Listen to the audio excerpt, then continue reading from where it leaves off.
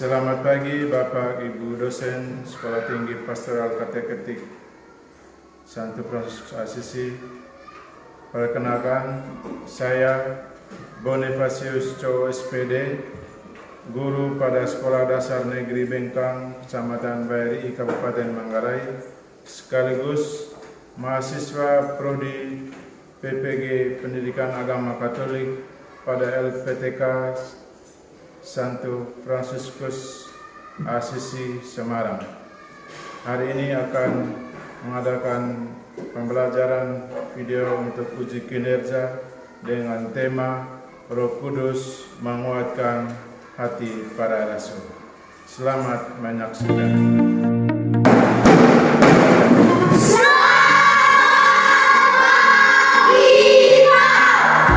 Selamat pagi, silakan duduk. Selamat pagi anak-anak. Pagi luar biasa. Iya. Oke, apa kabar hari ini? Baik, puji Tuhan luar biasa. Terima kasih. Hari ini kita bertemu kembali dalam les agama Katolik untuk adik-adik kelas 5 di Sekolah Dasar Negeri Bengkang, Kecamatan Bayeri, Kabupaten Manggarai. Baik, sebelum mulai kita buka dengan doa. Saya minta satu orang pimpin doa. Ya. Mari kita berdiri.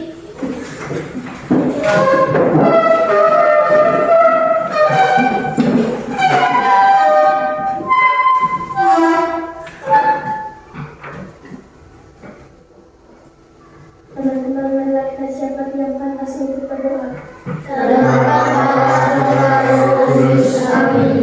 Bapa kami Yang ada di surga, dimuliakan namamu, datanglah kerajaanmu, jadilah kehendakmu di atas bumi seperti di dalam surga.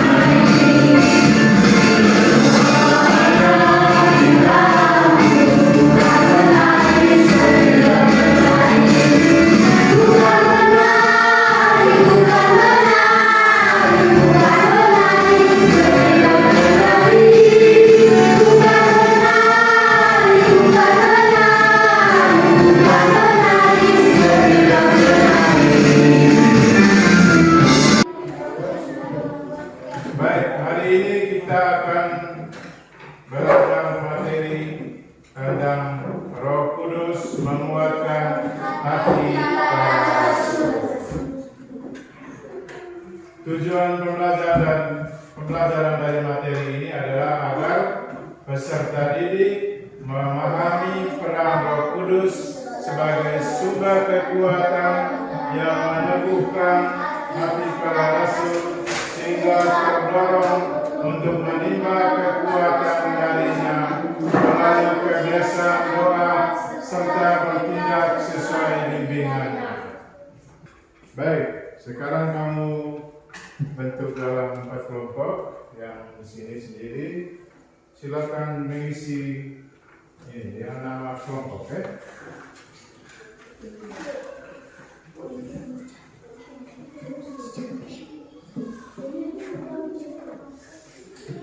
Nanti perwakilan kelompok baca hasil kerjaan di depan.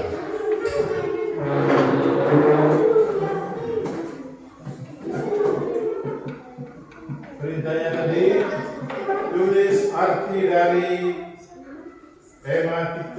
emotikon yang ada di LKPD itu, ya.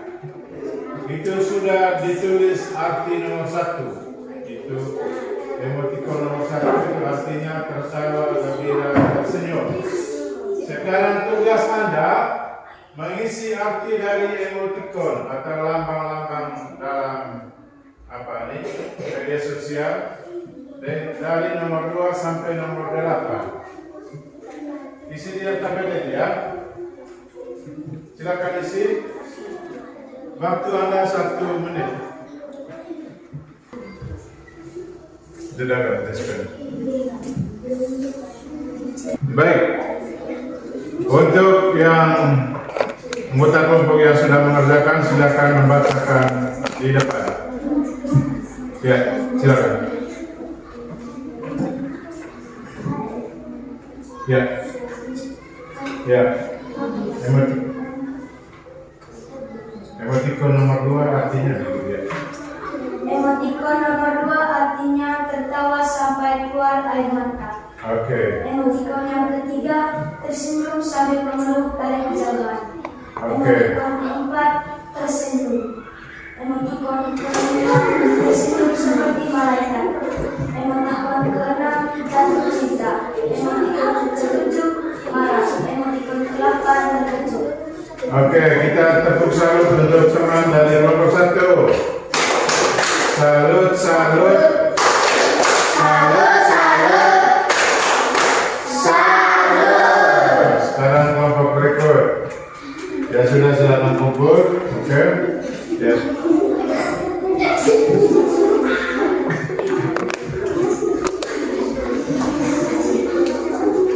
Arti emoticon kedua tertawa sambil mengeluarkan air mata. Arti emoticon ketiga tersenyum ria.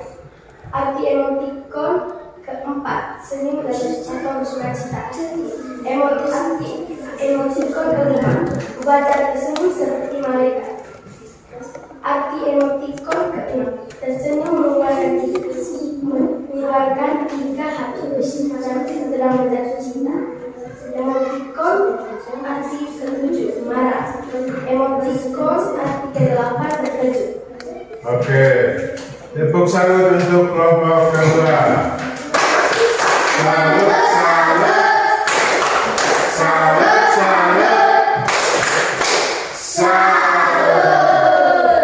Baik, yang kelompok yang lain silakan dikumpulkan. Yang lain silakan dikumpulkan. Dikumpulkan sekarang, oke. Dikumpulkan sekarang. Baik. Sudah tulis nama? Sudah tulis nama? Belum? Sudah tulis nama? Sini.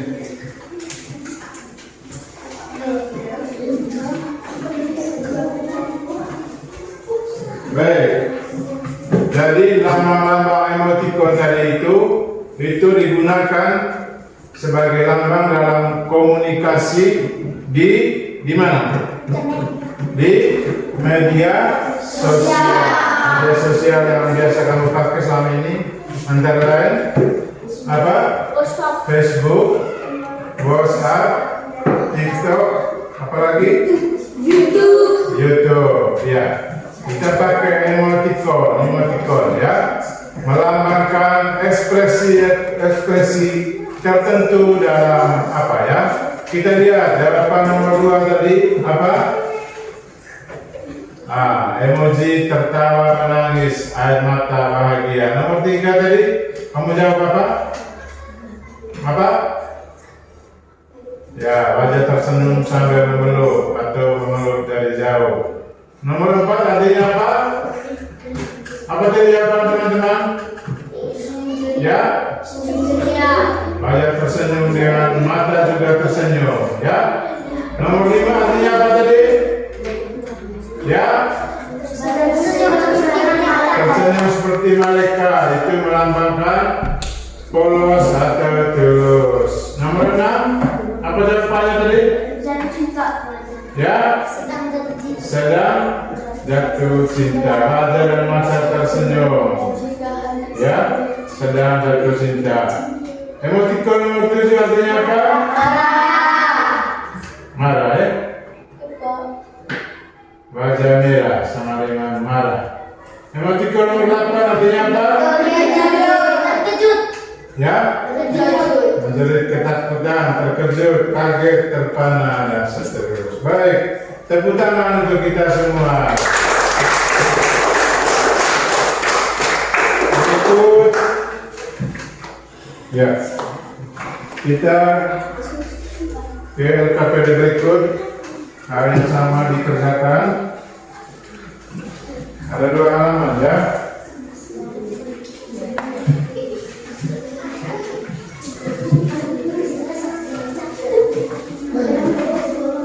Jangan lupa tulis nama. Oke.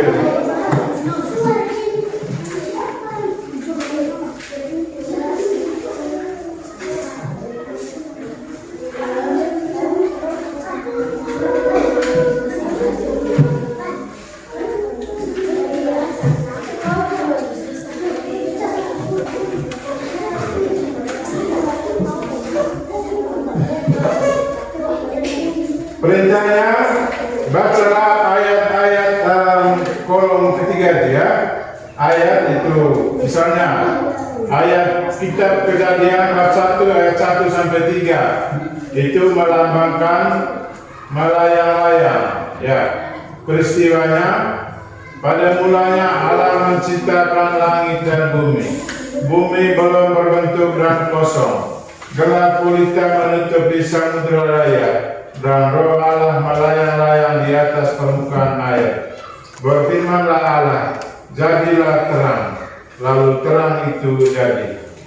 Jadi arti dari ayat ini adalah roh Allah membuat dari tidak ada alam semesta menjadi ada, ya. Atau kata lainnya roh itu menciptakan. Begitu juga yang kedua. Sekarang yang kamu isi itu yang nomor 4 sampai nomor 9. Silakan. Yang bagian belakang itu ya.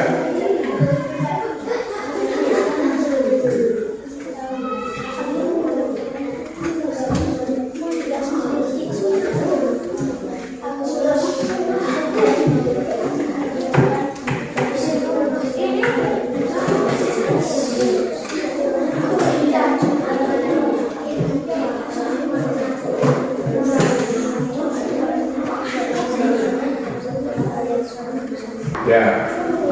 Sekarang kita nomor 2 dari Injil Matius bab 3 ayat 16. Lambangnya burung merpati. Sekarang lihat ayatnya. Sesudah dibaptis, Yesus keluar dari air, dan pada waktu itu juga langit terbuka. Nah, dia melihat roh Allah seperti burung merpati turun ke atasnya. Sabar. Sekarang arti dari ayat ini adalah roh Allah dalam ayat ini dilambangkan sebagai burung merpati. Sekarang kita lihat nomor 3, kitab Kejadian bab 2 ayat 7. Ayatnya, ketika itulah Tuhan Allah membentuk manusia itu dari debu tanah dan menghembuskan nafas hidup ke dalam hidupnya. Demikian manusia itu menjadi makhluk yang hidup. Arti dari roh Allah dalam ayat ini adalah debu tanah menjadi tubuh, dihembusi nafas Allah menjadi hidup. Ya, berarti roh Allah di sini adalah angin atau nafas atau udara. Ya, berarti roh Allah menghidupkan.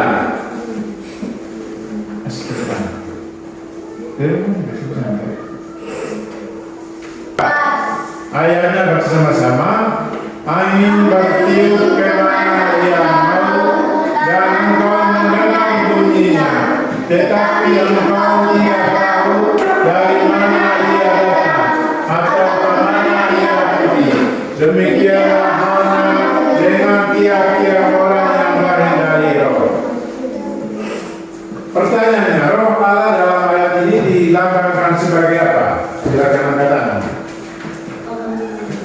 Angkat tangan. Ya, Rian. Amin. Ya. Amin. Roh Allah dalam ayat ini dilambangkan sebagai Amin. ya. Yang apa? Yang lain coba lengkapi. Ya. Dalam ayat ini ya Yohanes 3:8. Angkat tangan. Dina. Amin bertiup kemana-mana. Nesa. Amin bertiup kemana-mana. Angin yang bertiup ke mana-mana. Ya, tepuk salut untuk Brian dan Nesa. Salut, salut. Salut, salut. Salut. Jadi jawabannya adalah angin yang bertiup. Baik. Ya, cepat. Sekarang kita nonton lagi ini sebelum kamu menjawab pertanyaan, ya. Kita nonton peristiwa Pentakosta.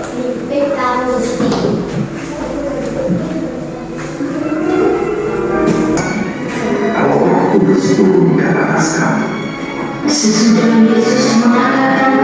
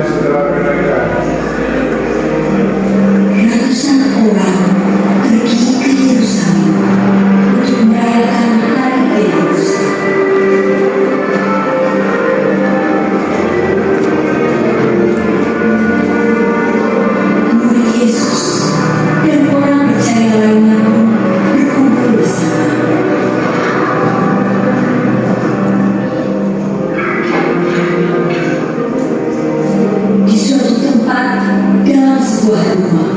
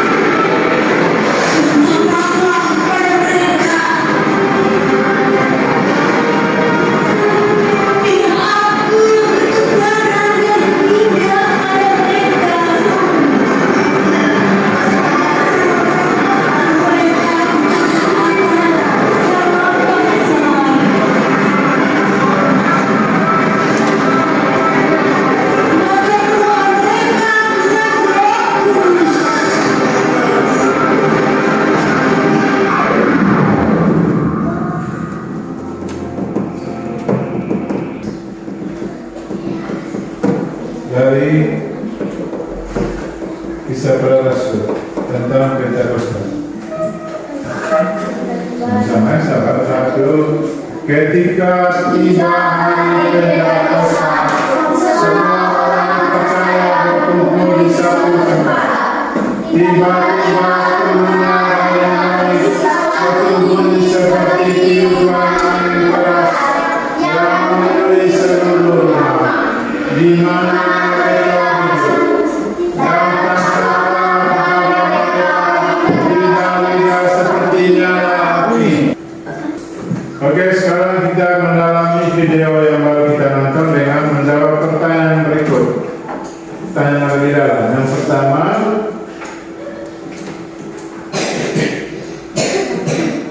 jadi dalam video tadi ada angin yang berembus dan apa lagi?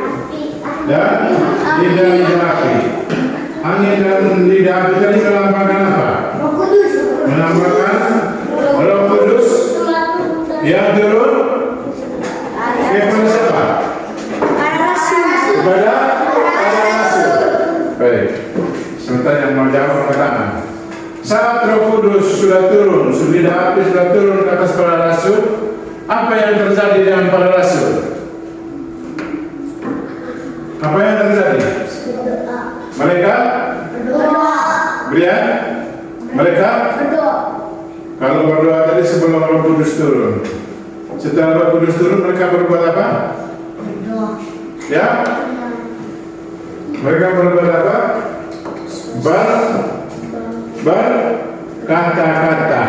Mereka berkata-kata dalam berbagai bahasa, ya. Mereka berkata-kata dalam berbagai bahasa. Jadi sebelumnya mereka tidak mengenal bahasa Galilea, ya, bahasa tadi yang sudah disebutkan tadi, ya. Tapi karena karya Roh Kudus, mereka bisa tahu bahasa-bahasa orang di daerah masing-masing, ya, begitu.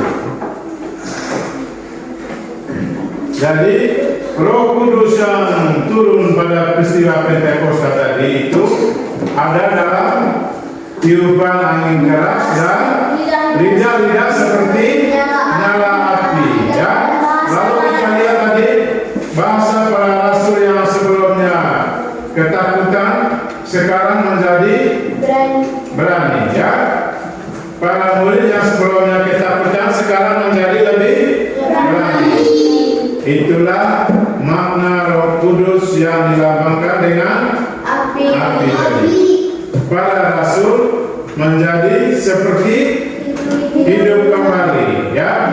Itulah makna lambang kehadiran Roh Kudus dalam angin. Dalam pertanyaan refleksi penutup, silakan baca di dalam. Apa saja yang akan dikerjakan oleh Roh kebenaran kepada para murid dalam peristiwa manakah yang Yesus terpenuhi? Ya. Sebelum wafatnya Yesus menjanjikan penolong yang lain. Penolong yang lain itu disebut dengan Roh kebenaran atau Roh penghibur. Roh kebenaran itu akan melakukan menyertai para murid, mengingatkan para murid akan ajaran Yesus, memimpin para murid kepada seluruh kebenaran, dan memberitakan hal-hal yang akan datang. Sebelum wafat, Yesus menjanjikan Roh Kudus. Roh Kudus yang diutus Yesus itu akan menyertai para murid. Di samping itu, Roh Kudus juga akan mengingatkan para rasul akan apa yang telah diajarkan Yesus. Roh Kudus akan memimpin para rasul kepada seluruh kebenaran dan akan menyatakan segala sesuatu yang akan datang kepada para rasul. Janji Yesus itu terpenuhi pada perayaan Pentakosta. Dalam perayaan Pentakosta, Roh Kudus hadir dalam rupa seperti tiupan angin keras, lidah-lidah seperti nyala api, dan bahasa yang menyatukan Dengan kehadiran Roh Kudus, para murid Yesus menjadi bersemangat untuk mewartakan Yesus.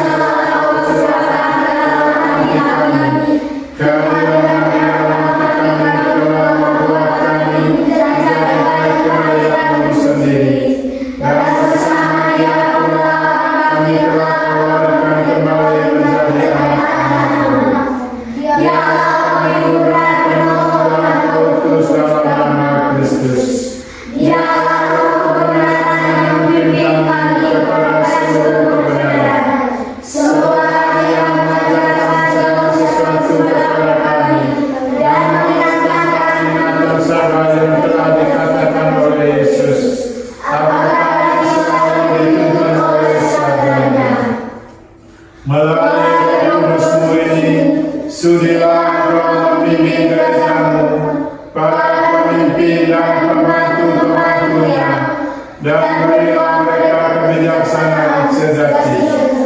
Semua yang manusia boleh menikmati buah roh, kasih, sukacita, damai sejahtera, kesabaran, kemuliaan, kebaikan, kesetiaan, kelembutan, dan penguasaan diri.